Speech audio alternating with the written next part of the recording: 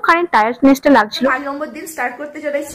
তিস্তা নদীটা কিভাবে সামনের ভিউ পয়েন্ট। পরপর আমাদের ট্রাভেল ব্লগগুলো দেখে তোমরা এতদিনই আন্দাজ করেই ফেলেছো যে আমরা কিন্তু বেড়াতে এসেছি। আর হ্যাঁ, আর এটা হলো বিয়ের পর আমাদের ফার্স্ট ট্রিপ ছিল। হ্যাঁ, যেটাকে বলে হানিমুন। আর সত্যি কথা বলতে হানিমুনে এসে সত্যি কথা দারুণ এনজয় করছি। আর সব থেকে ভালো যে জিনিসটা করছি সেটা হচ্ছে যে একটা ভালো গ্রুপ পেয়েছি। সত্যি কথা বলতে আমরা মোট 6 জন এসেছি। আর এত ভালো গ্রুপ পেলে সত্যি কথা বলতে ঘোরাটা সত্যি দ্বিগুণ হয়ে যায়। আর তার সাথে যদি এমন সুন্দর জায়গা হয়। আর এদিকে কিন্তু আমাদের ঘোরার দিনগুলো কিন্তু শেষ হয়ে যাচ্ছে। মন খারাপ একটু হলেও আর জায়গাগুলোকে দেখে মন ভালো করে নিচ্ছি। একটু সময় আমরা কিন্তু নষ্ট করছি না। আর এই দেখো সুন্দর রাস্তা ধরে আমরা কিন্তু এখন যাচ্ছি। আর এখন ভোর 6টা বা 6:30 এইরকম একটা সময় হবে।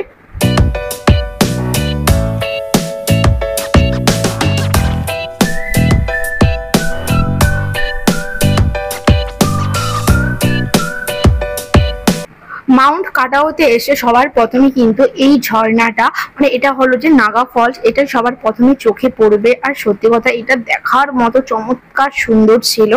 আমরা এখন চলেছি মাউন্ট কাটাওতে। এন্ড চলো ভিউটা একবার সবাই এনজয় করে নাও। আর দারুণ মজা হচ্ছে, দারুণ। বাট দেখো আমার পিছনটা দেখো, পুরো বরফে বরফ ঢাকা।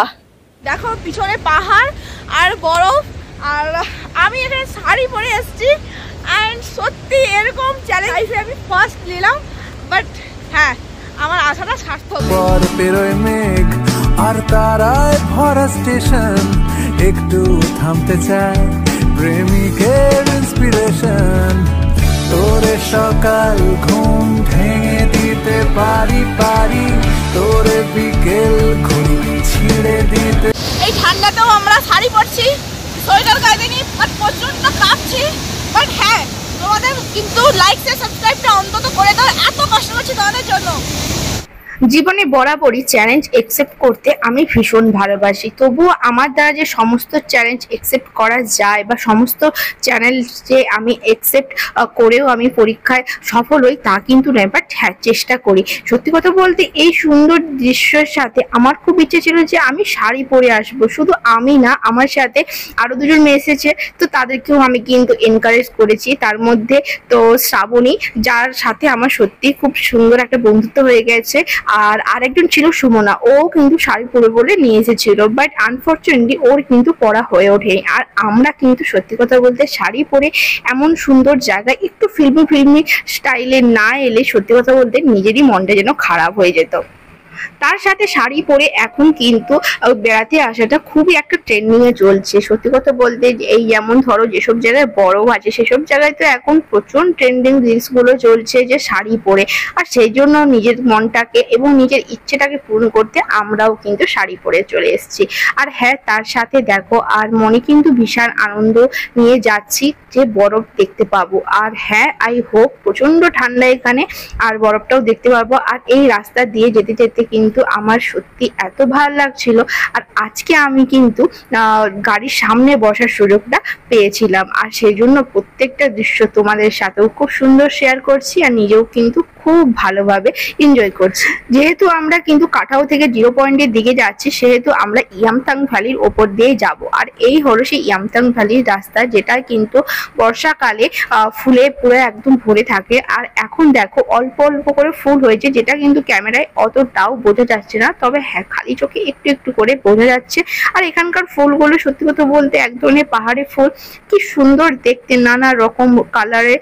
আর এই দেখো আমরা 0 পয়েন্টের দিকে এগোচ্ছি। এখানে একটাও গাছপালা নেই। আস্তে আস্তে শ্বাস কষ্টটাও যেন একটু করে হচ্ছিল। আর তারপর যাই হোক, আর এই সুন্দর রাস্তা ধরেই কিন্তু আমরা 0 পয়েন্টের দিকে আমরা যাচ্ছি। আর ইয়ামথাং ভ্যালিটা কিন্তু বর্ষাকালে সুন্দর একটা ভিউ দেয়। আর আমরা এখন এসেছি, আমরা যে খারাপ ভিউ পেয়েছি তা নয়, আমরাও কিন্তু যথেষ্ট ভালো ভিউ পেয়েছি। তবে হ্যাঁ, ইয়ামথাং ভ্যালিটা আমরা অতটা ভালো ভিউ পাইনি, কারণ ফুলগুলো এখনো সমস্ত কিছু ফোটেনি। তো যাই হোক, আর কিছু দূর পরেই কিন্তু আমরা পৌঁছে যাব 0 পয়েন্টে। আর আমি একটু নার্ভাস ফিল করছি আজকে এই জন্য, কারণ আমার নাথুলা পাশে যে একটু শ্বাসকষ্ট হয়েছিল, আর এখানে যেহেতু নাথুলা পাশের থেকে উচ্চতা আরও একটু বেশি, সেই জন্য ভয় করছে। বাট হ্যাঁ, আমার সাথে যারা আছে এবং আমার বর ওরা কিন্তু আমাকে যথেষ্ট সাহস যোগাচ্ছে এবং আমার ভয় যাতে কাটাতে পারে সেই জন্য শুধু বলছে যে আমরা নাথুলার থেকে অনেকটাই নিচে যাচ্ছি, আর তোমার অত ভয় করার দরকার নেই। তো সত্যি কথা বলতে এখন আমি গাড়ির ভিতরেই আছি, বাট এত সুন্দর ভিউ দেখে খুব ভালো লাগছে। কিন্তু একটা জিনিস নিয়ে, মানে ওই যে আমার শ্বাসকষ্ট নিয়ে খুব ভয় আর কি স্টার্ট হচ্ছে। আর বাট দেখা যাক কি হয় না হয়। আর এনজয় না করতে পারি, চোখের দেখা তো জিনিসগুলোকে দেখে অন্তত বাড়ি যেতে পারবো। আর আর এই জিনিসগুলো আমি এতদিন সত্যি কথা বলতে ফোনে দেখেছি, টিভিতে দেখেছি, আর এখন আমি নিজের চোখে সেগুলো দেখছি। কি বলবো, একটা অস্বাভাবিক একটা ফিল হচ্ছে, আর যেটা আমি সত্যি সেগুলো তোমাদেরকে ভাষায় প্রকাশ করতে পারবো না। আর 0 পয়েন্টে এসে আমার সত্যি শ্বাসকষ্ট একটু একটু হচ্ছে। আর আমার সাথে যারা গেছিলো ওদের আমার তুলনায় একটু কম হচ্ছিল, বাট আমি প্রথম থেকে একদম সেরকম ভাবে কিছু মুভমেন্ট করতে একদমই পারছিলাম না, টুকিটাকি ছাড়া। আর আমার বর আমাকে সত্যি কথা বলতে খুবই হেল্প করেছে। আমিও বলেছি যে তুমি এনজয় করো, আমি না পারলেও। তো তারপর লাস্টের দিকে একটুখানি আমি যেটুকু না করলে নয় ওইটুকুই করতে পেরেছিলাম। বাট এখন আমি ভাবছি বাড়িতে এসে যে সত্যি আমি যদি একটু সুযোগ পেতাম আনন্দ করার, বাট আমার শরীর অতটা স্টে করেনি। আর এই দেখো এই জায়গাটাকে ক্রস করেই কিন্তু আমরা 0 পয়েন্টের দিকে এগোলেই কিন্তু বরফ পাওয়া যায়, আমরাও কিন্তু গিয়েছিলাম।